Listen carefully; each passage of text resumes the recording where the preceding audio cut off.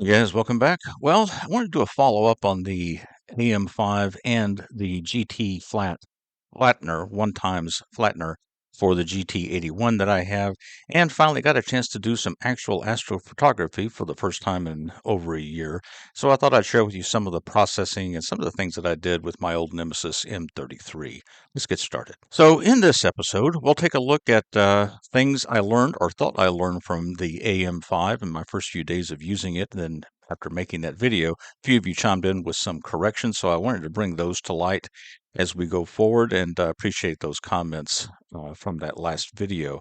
The second thing I want to follow up on is the video before that. I introduced the flat GT for the GT81. We talked about back focus, and now I finally got some imaging results so we can see what the stars look like in the corners.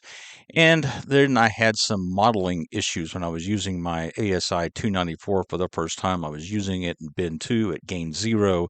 Ended up what I considered to be read noise, and so I proposed that I would be using a different approach with the ASI 294, go with bin 1 and gain 0 instead of bin 2, and I want to show you how that turned out. And then finally, one of those galaxy targets that always kicks my butt, the M33, which is just barely visible for a little bit longer, and then it'll be out of reach for me until well after May. So I took the chance to get some pictures on it. Not the best imaging time, but what the heck. Anyway, I am finally back into doing actual astro imaging again, and I suppose that's a plus. In the category of spoke too soon, one of the things that I said, or that I noticed, was that you must start the ASI mount server before connecting in Nina. And a couple of you wrote back and said, well, that's not how my AM3 works or how my AM5 works. So I decided to take a closer look at this. The thing I was getting when I would try to connect through Nina to the ASI mount server. So not starting the ASI mount server manually, I would get this error in Nina. And I found that if I did, in fact, just start the mount server manually and then connect, everything worked fine. So I'm not sure what happened, but what I did end up doing is going back to the mount when it was on. I usually turn it on by applying power through the power box. And then when I'm done using it for the night, I turn the power off to the mount by denying power, taking away power from the power box. So I never actually touched the button except once to turn it on the side of the mount. So I decided with the mount on, I would just cycle power on the side of the mount, turn it off, turn it back on. And then lo and behold, when I went to connect then Nina to the mount, Nina would in fact start the ASI mount server on its own and everything worked fine. So maybe it was just my initial setup. It stored something in the mount so that until I cycled power and had it refresh itself, maybe that's what was causing the issue. I have no idea. The point is, you guys were right. It works just fine, works just like my Green Swamp server and my EQ6R. Go into Nina, click connect, brings up the server, and you're good to go. So that's one thing I wanted to correct. The second thing I said was that the AM5 stops tracking at the Meridian. So, you got to be aware of that and change your programming and some of the parameters within your Nina settings to accommodate that. That's partially true. It does come out of the box with a setting that says it will stop at the Meridian, and that's okay. But if you go in and you click on the advanced tab here, it'll bring up a separate dialog box. And once you come down into this area, you can see that you can decide whether it stops tracking at, and then you can put in the degrees before Meridian, or stops tracking at degrees after the Meridian. So you can do those sorts of things. And everything will be just fine. There's some additional settings in here. For instance, I always use guide rate of 0.5, so that's not a problem.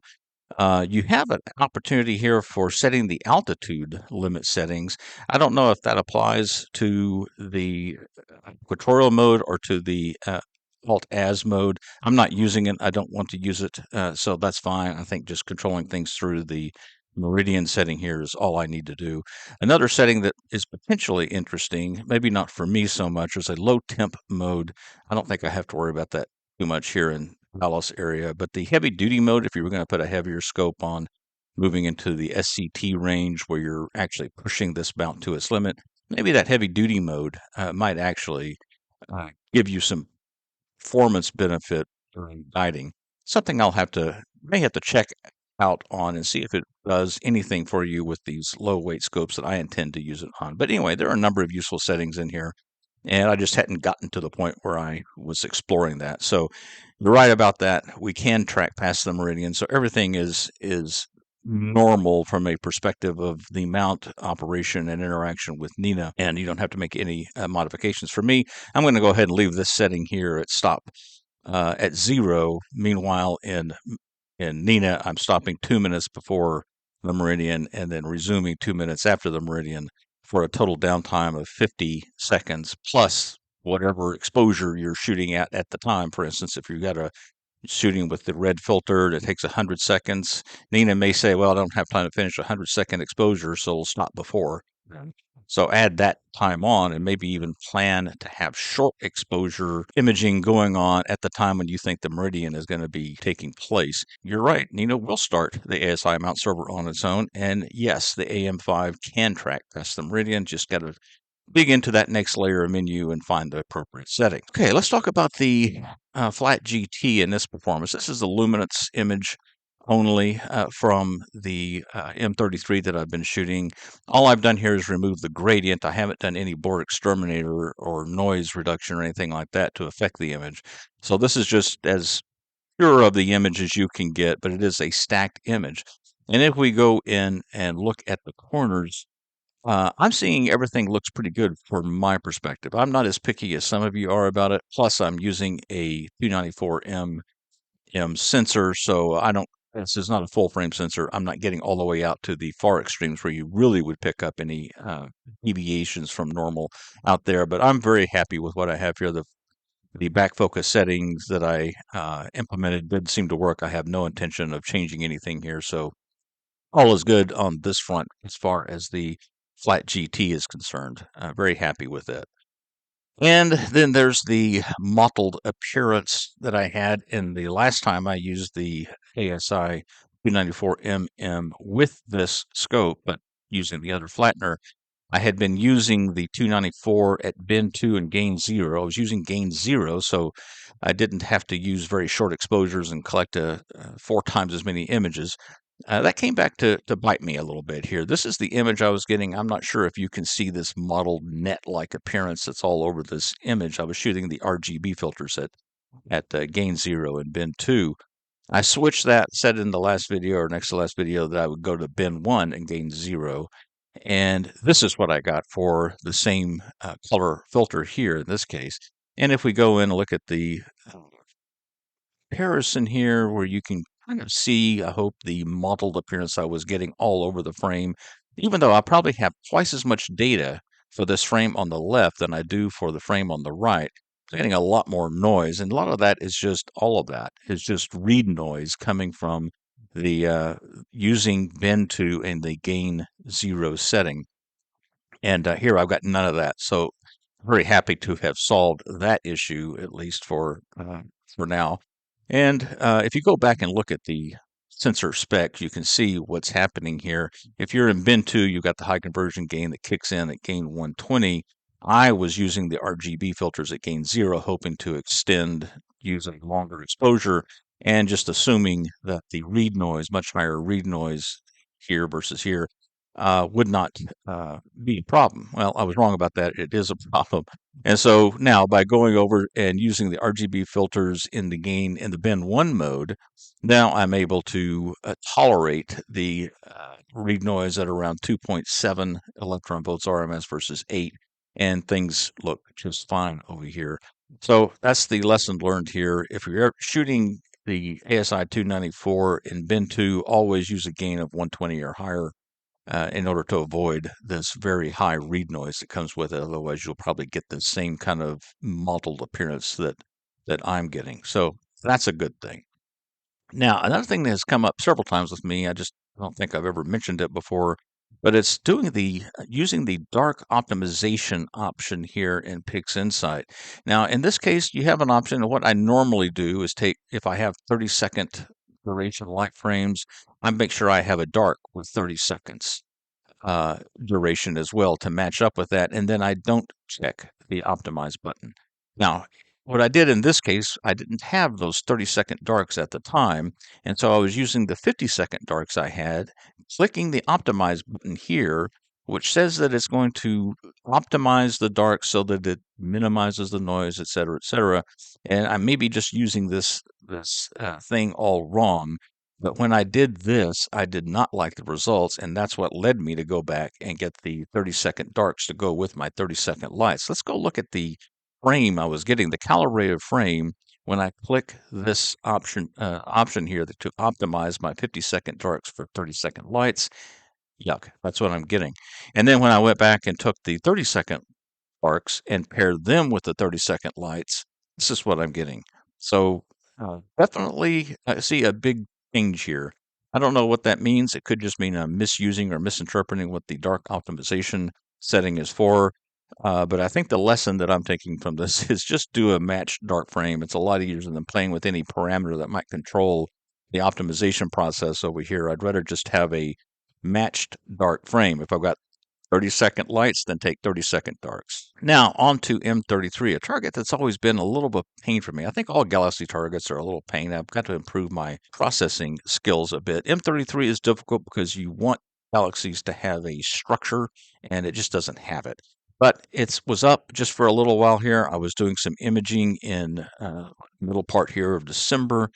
You come up to this graph and over, and you find that you have a little bit less than 7 hours when M33 is up and available for me to look at it. It's a nice target for me. It goes right overhead, so that's a good thing.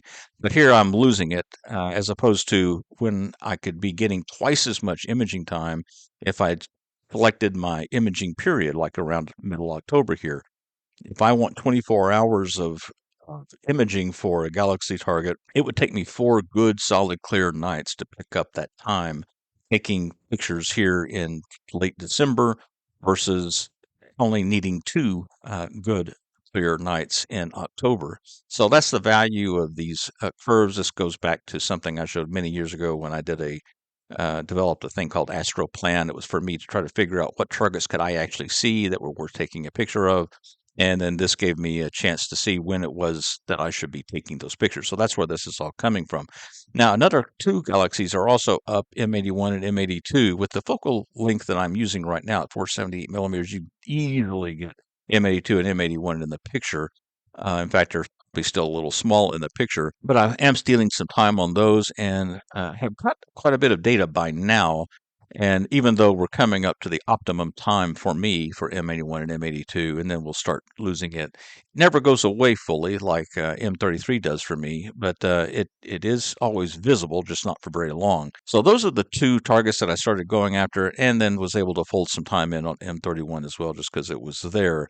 But at least I'm getting some good RGB time because I wanted to test out that issue I was having with the mottled appearance, and I think I've got plenty of data for that. Here's what the field view looks like for the M81 and M82. A pretty decent picture here I'm getting with the luminance channel. I can get easily M81 and M82 in here. In fact, it's probably a better framing if I was using my Explorer Scientific 700 millimeters. So this is a bit of a push for the GT81, but still perfectly respectable detail I think I'm going to get out of M81, and I'm trying to plow in a lot of good HA to get something out of the jet coming out of M82. Now, on the other end of the extreme, we have M31. The nebulosity for M31 goes out farther than what you're seeing here, and it pushes up against the corner. So this is probably a tad bit cramped for M31. I think by leaving the GT81 with the other flattener, the 0.7 flattener, actually provides be a bit better framing, but that still works well. And in fact, when I was setting up the orientation of the camera for this little run at astrophotography, I put in the angle just in case I got around to taking pictures of M31 so that I could fit it into the frame. Now, M33 is a little bit better. It's a good sized target, and so it's a pretty good fit for this focal length. And you can see there's still some room around it so that you can kind of put it into context. It's not cramped up against the edges like M31 is, and maybe it's not so far away that I'm losing detail. The funny thing about M33 is it almost has no detail because it's very difficult, again, for me to pull out these wispy bits of nebulosity here. The spiral arms are not well defined. But anyway, that's what these 3 Galaxies, or 4 if you want to throw the M81 and M82 in as individual galaxies. That's what these galaxies look like at this focal length with the GT81 and the flat GT Flattener. And of course, when you're out taking pictures, and I did say that M33 goes right overhead, turns out so do airplanes. And I had a couple of these. Now, the Xensight routines for pixel rejection work pretty darn good on satellites. In fact, I leave all the satellite trails in and just let the pixel rejection algorithm handle it. When you get down to handling the very wide, very thick, very bright streaks that jets leave behind, then I usually just toss these images out. And I had to toss several of these images out and just hope that when this happens, it's not when you're taking one of those long duration exposures like an HA image that I would take at 10 minutes, and instead here it's a blue filter image at 100 seconds. So you didn't really take too big of a hit of lost imaging time. But yeah, these things can really ruin a frame in no time. I did say that that the M33 does not have a lot of structure to it. So from a if you're a person who's looking for good detail in the spiral arms, M33 is not your best friend. What M33 does offer is a heck of a lot of HA, and so if you can get this stuff in your images, try to do it. And here you can see I've included the HA, and there is just a ton of HA all throughout these arms. So it's really a good target for that sort of thing. And I think we're all using, there are several methods out there. A lot of us are using the what's called the continuum subtraction method. I'm going to leave a link to a video where I just did a reinterpretation of Vicente Perez' method for doing this. Maybe it just simplifies things a bit. And maybe you're using a different method altogether. There are several out there.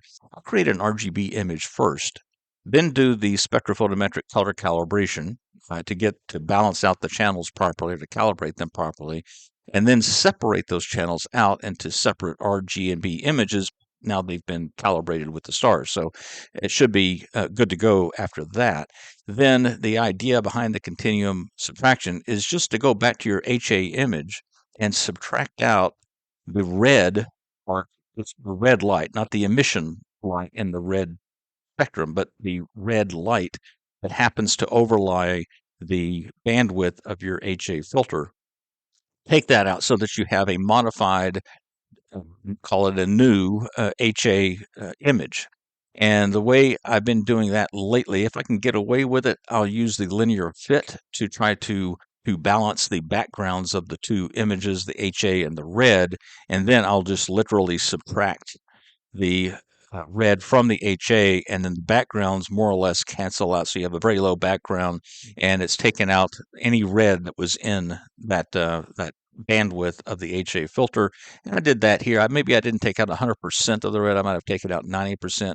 The linear fit method did work here. Sometimes when you use linear fit, I get artifacts left over, and it looks like it's done something weird to the image. So sometimes this works and sometimes it doesn't.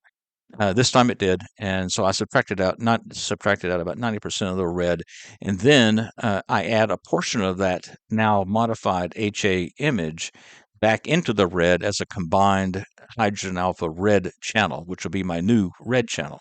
And in this case, this image over here is based on taking 50% of the HA, so not even close to all of it that was left over, and putting it back into the red channel. Then I combine that with the green and the blue, and I don't do a color combination, or sorry, a color calibration after this because I've already done that here. I just take what I get from the combination. Another thing that I think you might want to consider doing if you're not is that I'll take 1/3 of the amount of the HA that I added to the red channel here. So if I used 0.6, for example, of the HA, then I would use 0.2 of the HA down here, but put it in the luminance channel. Now, why am I using 1/3? Well, because the luminance channel is about 3 times the bandwidth of the red channel. And so I'm cutting it down relative to how much I'm using in the red channel up here. So I'm just cutting it down to 1/3 of whatever it was I put into the red channel. And now I've got these brighter spots here with these nodules of HA are in the image, so that when I combine the luminance and the RGB, now HA RGB images, I'm getting the proper luminosity. Lots of good hydrogen alpha in M33, not a whole lot of structure in M33. So get the hydrogen alpha if you can. just an overview of processing. I've been through this a little bit, maybe a couple of iterations. I'll usually start with the HA, RGB, work it down to a little bit of processing, bring it up to nonlinear range, do some processing, take out the stars that are there. I've got some stars I took at 30 seconds, as I mentioned before, so I'm going to bring those in. So I take out the stars. I use a mask to cover up the galaxy so its star removal tool doesn't take out the HA that I spent so much time putting in there. And then I'll set that aside. Then I'll do the same thing with the luminance channel and take out the stars. And then I'll be using LRGB combination to put those two together and then combine them with my 30-second exposure star field. So the only thing I'm getting out of this star field or out of these 36 exposures of these stars, and I put them all together, and then that's what leads me to something that looks like this. Still not very happy with it. It only took about 150 gigabytes of data to produce that. I don't feel like I'm getting my return on the investment there. 21 hours of imaging total. Had to dodge a lot of clouds here. But yeah, I don't know. M33 is just always a pain for me. I just never get what I like. So I'm sure I'm going to be going back and visiting this data more to see if I can try different techniques.